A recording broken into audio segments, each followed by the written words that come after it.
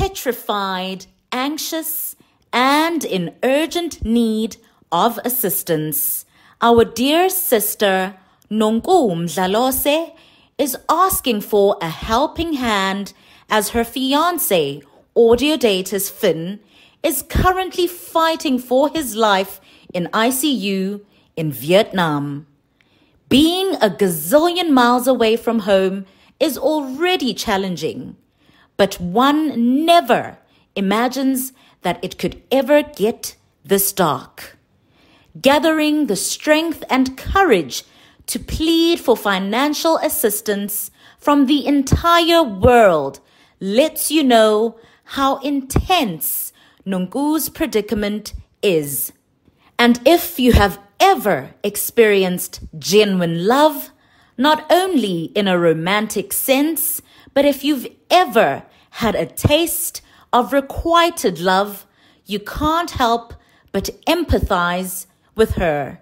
If you need further information and or proof pertaining to this heart-wrenching matter, kindly reach out to Nonku via her social media accounts. It's understandable that many may be skeptical thanks to the countless scammers who are always taking chances.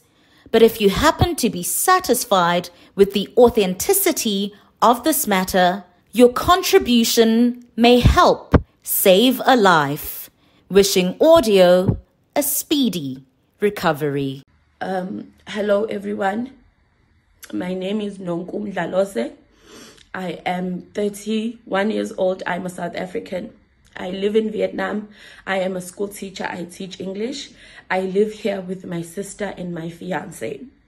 Yesterday, my fiance came back from work afternoon and he collapsed. He is asthmatic, but he uses an inhaler to manage his asthma. But for some reason yesterday, when he used his inhaler, it didn't take. So shortly after that, he collapsed. And we rushed him to the nearest hospital, which is very close, luckily, by the grace of God, in under 15 minutes. He was given CPR, and they told us that he went into anaphylactic shock, and he had a heart attack. But all of this happens, luckily, when we were already at the hospital, and he was resuscitated.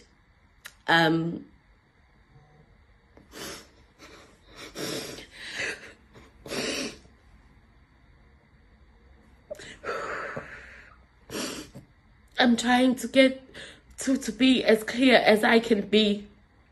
So at the hospital where we first got him, which was a cheaper hospital, in Vietnam, all hospitals you pay money, but this one was a bit cheaper.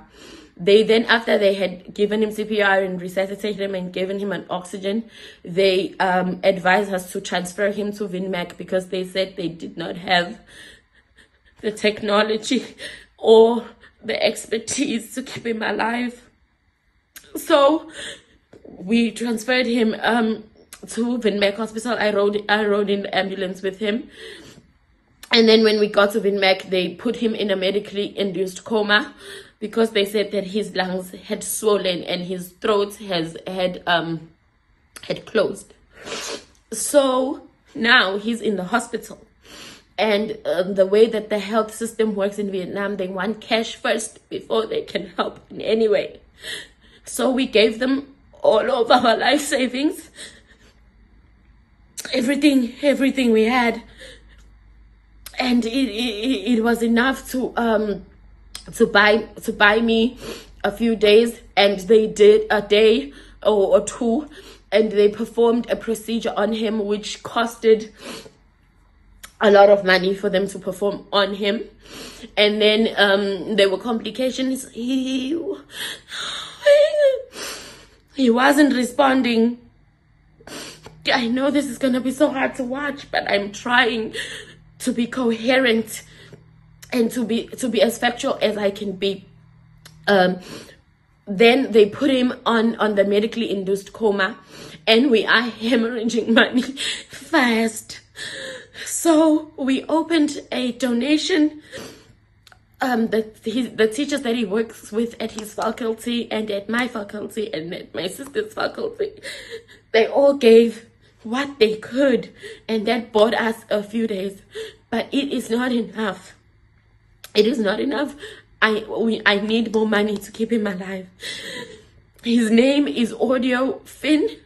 He is my fiance. We have been together ever since we were 16 years old, and now we are 30. We were getting married this year. Oh my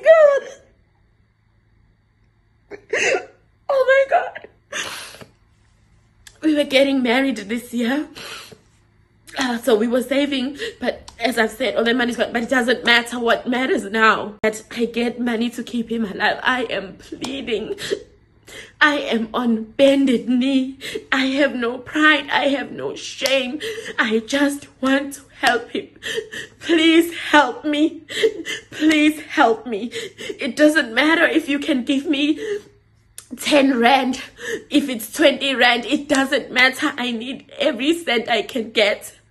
He is insured, because I know other people will say, is he not insured? He is insured, and the insurance company will give, but they will not give enough to cover for all the costs.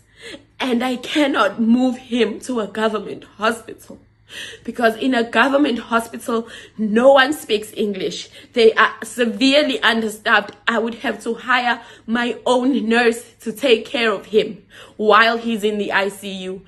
They advise me that there is no care there. He will get no type of attention. He will just be put on a bed and left there. And I cannot have that. This man has loved me. He has done everything for me, and I am here to do everything I can for him. I am pleading with you. I am pleading. I will put up all the bills that I have paid so far. I will put up all the receipts, and I will link in my PayPal, my father's account number for those who are in South Africa, and an Asian bank account for those of us who are here in Asia who are teachers. Some of you, a lot of you know Audio, and most people from his faculty have already given a lot. They have given a lot, and I am so grateful. But now it is time to cast a wider net. It is not enough, and I am pleading with you. If you've ever loved someone, if you have ever loved someone who has loved you and has showed you nothing but love and respect, and you know you would do anything for them, please just put yourself in my shoes for 2 minutes. I am in this country. I am not with my family. They are far away. They cannot come here because they are spending every cent they have to give us to help him. We cannot leave the country because we cannot move him. So I am stuck in this country. I came here for work because you guys know how bad unemployment is in South Africa. We had no choice. So that's why we are here. I am pleading with you. I have done everything. We have pawned everything of value that we have. I need your help, please. I will link my PayPal. I will link an account number that works in Asia that belongs to my fiance. And I will link my father's account of Capitec in South Africa, so that if you are South African, you can donate through that account so that we can get this money, because the doctors are promising that he is responding to the treatment, but he needs time. His body needs time to stay in the ICU so that he can heal. His lungs are already responding. They are decreasing because they were swollen. I am pleading with you guys, please help me. Please share this video everywhere, please. Magazines, everything, newsletters, anything that you can think of, please. Groups, please share this video. Thank you so much. I know anything that you give will help me. Thank you. Okay, yeah, but hello everybody. Excuse me. It's 5 a.m. here. It's going for 6 a.m. Obviously, I haven't slept all night. I've been up all night answering questions, trying to figure out the whole link in bio thing. I don't know what I'm doing. I've never done this in my life. However, there are some questions that are persistent in the comments, so I feel that I have to address them, because now I am individually responding to one person and then another person asks the same question, and it's getting a bit chaotic. So the big question, first of all, is the embassy. The embassies don't help you with anything. I called them. I spoke to a lady called Cynthia. She actually called me back because I was in the middle of a consultation with a doctor, and she told me they do not help.